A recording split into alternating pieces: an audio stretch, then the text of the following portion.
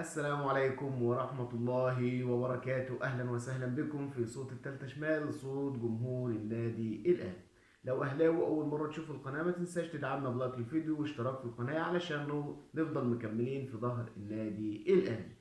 صفقات صفقات صفقات، كل الناس من بعد نهائي دوري أبطال إفريقيا مع الوداد مفيش كلام وحديث إلا عن صفقات النادي الأهلي، الراحلين عن النادي الأهلي والقادمين إلى النادي الأهلي.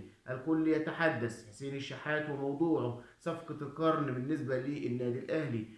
يعني تدعيمات مراكز النادي الأهلي، كولر الفترة اللي جاية الدنيا هتبقى ماشية ازاي؟ خلينا نشوف ونتكلم مع بعض. خلينا نتكلم الاول ان في صفقه النادي الاهلي بيشتغل عليها، مركز مهم جدا جدا ناقص في النادي الاهلي، هو مركز الباك الشمال. النادي الاهلي خلاص شاف ان علي معلول سنه بيكبر، خلاص علي معلول اوشك على الاعتزال في النادي الاهلي، ومن المحتمل ومن المؤكد ان يكون اقترب علي معلول من الاعتزال، من الممكن ان يكون موسمه الاخير مع النادي الاهلي. خلينا نتكلم ان النادي الاهلي بيفكر في لعيب مهم جدا جدا في منتخب مصر، لعيب ممكن يكون مفاجأة بالنسبة للناس كلها، أحمد فتوح.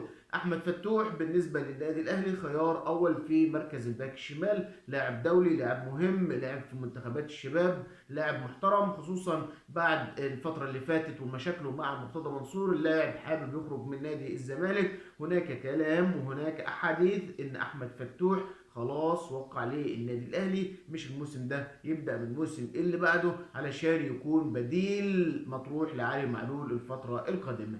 اما يحيى عطيه الله مش موجود في حسابات النادي الاهلي. ليه بقى؟ لان النادي الاهلي زي ما قلت لحضراتكم مركز في المهاجم اللي يكون مهاجم افريقي تقيل موجود في النادي الاهلي. فالنادي الاهلي مش بيفكر ان يجيب حد بديل لعلي معلول في المركز ده الا يكون مصري خيار اول بالنسبه للنادي الاهلي. اذا احمد فتوح على مشارف او على ابواب النادي الاهلي، خصوصا بعد مشاكله مع مرتضى منصور واللي حصل مع مرتضى منصور. عشان كده احمد فتوح بينتقل، او يعني مش هنقول بينتقل، ان في نيه او توقيع او يعني حسن نيه ان يجي النادي الاهلي. خلينا نتكلم ايضا النادي الاهلي بيفكر ازاي في تدعيماته. النادي الاهلي عنده صفقتين مهمين لو حصلوا هيبقوا مع بيراميدز في تبادل لاعبين. خلينا نتكلم ان النادي الاهلي يعينه على 2 لعيبه في نادي بيراميدز او 3، منهم واحد مش هيكون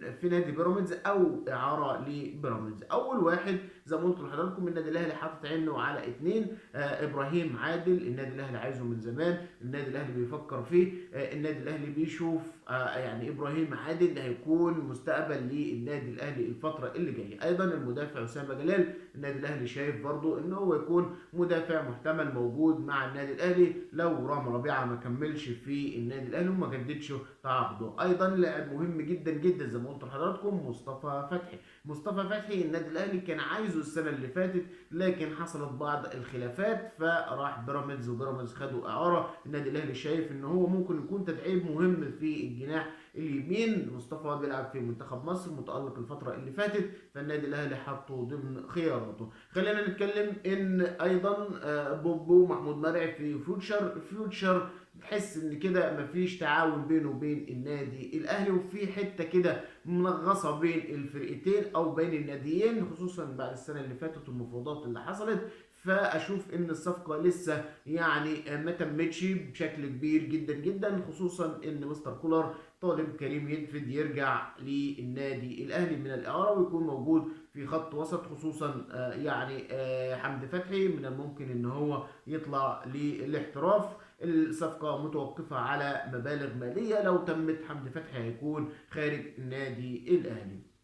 خلينا نتكلم ونقول ايضا زي ما قلت لحضراتكم محمد الشناوي وعروضه. الشناوي جاي له عروض كبيره من الخليج. محمد الشناوي بيفكر ان خلاص الدنيا بالنسبه الدنيا بالنسبه له بتقرب، ان هو خلاص قرب يعتزل الدنيا، ان هو يعني رفض عروض كتير قبل كده، طرديات من النادي الاهلي، لكن قال لك انا مش هخرج الا من الباب الكبير من النادي الاهلي. يعني لو النادي الاهلي سمح لمحمد الشناوي ان هو يطلع يحترف مفيش مشكله. محمد الشناوي قال لك انا لو ما مشيتش انا مكمل في النادي الاهلي، لو ما طلعتش من الباب الكبير انا مكمل في النادي الاهلي مفيش مشكله. حراسة مرمى النادي الاهلي السنة اللي جاية خلاص، لو الشناوي ما طلعش، الشناوي موجود وعلي لطفي موجود ومصطفى شوبير موجود، حمزة علاء احتمال كبير يطلع اعارة السنة اللي جاية. لو محمد الشناوي مشي من النادي الاهلي واحترف هيكون مصطفى شوبير وعلي لطفي وحمزة علاء ثلاثة مكملين في حراسة مرمى النادي الاهلي. ده صفقات النادي الاهلي واللي بيدور فيها الفتره اللي فاتت. اما عن الراحلين بقى وموضوع حسين الشحات، زي ما قلنا قبل كده موضوع حسين شحات الخطا الكبير او الخطا الاول كان من اداره النادي الاهلي. ازاي تسيب نجم كبير زي حسين الشحات لاخر وقت في تجديده؟ ازاي ما فتحتش حسين الشحات على الاقل بدايه الموسم؟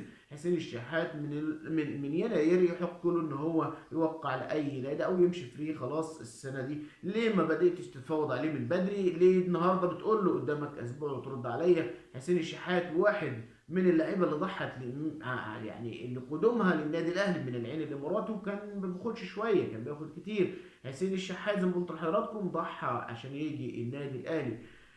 النادي الاهلي لابد ان يكون في ترضيه لحسين الشحات، لازم يقيم حسين الشحات بالشكل المطلوب. زي ما قلت لحضراتكم كان في جلسه مع الكابتن احمد او محمود الخطيب علشان تجديد حسين الشحات. حسين الشحات زي ما قلت لحضراتكم جاي له عروض من الخليج، فعشان كده زي ما قلت لحضراتكم حسين الشحات من الخطأ الكبير للنادي الاهلي ان هو يترك لاخر الوقت. هنشوف قصة حسين الشحات هتمشي ازاي في النادي الاهلي الفترة اللي جاية، خصوصا اللي مسك يعني ملف حسين الشحات هو الكابتن محمود الخطيب. اتوقع باذن الله ان حسين الشحات هيجدد تعاقده مع النادي الاهلي، مفيش اي مشكلة بالنسبة لحسين الشحات واحد من نجوم النادي الاهلي. ياسر ابراهيم يوافق على تجديده للنادي الاهلي، بل ان هو مساله تجديده واعلان تجديده للنادي الاهلي مساله وقت. ياسر ابراهيم من اللعيبه الرجاله، قال لك انا موجود في النادي الاهلي تحت امر النادي الاهلي، موجود في اي وقت في اي زمان. ياسر ابراهيم. رامي ربيعه لسه لحد الان مفيش اي كلام في التجديد، لسه ما جددش تعاقده مع النادي الاهلي. الكلام ان هو بيشوف عقد في الخليج عايز يطلع بره، فالدنيا بالنسبه لي يعني رامي ربيعه لسه ما اتضحتش بصوره كبيره.